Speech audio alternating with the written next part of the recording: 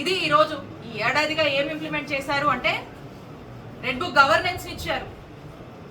ఏం చేశారు అంటే ఈ రాష్ట్రంలో ఎంతమందిని ఇబ్బందులు పెట్టారు అనేటువంటి ఒక హిస్టరీ మనకు లభిస్తూ ఉంది. ఇది చంద్రబాబు నాయుడు గారి నాయకత్వంలోని కూటమి ప్రభుత్వం ఈ ఏడాదిగా చేసినటువంటి అమలు, చేసినటువంటి కార్యక్రమాలు, ఎంతమంది జైళ్లు, ఎంతమంది ఇల్లీగల్ కేసులు, అరెస్టులు, అన్యాయాలు, అరాచకాలు, ఇంకో రకంగా చెప్పాలంటే ఎక్కడికక్కడ దోపిడీ.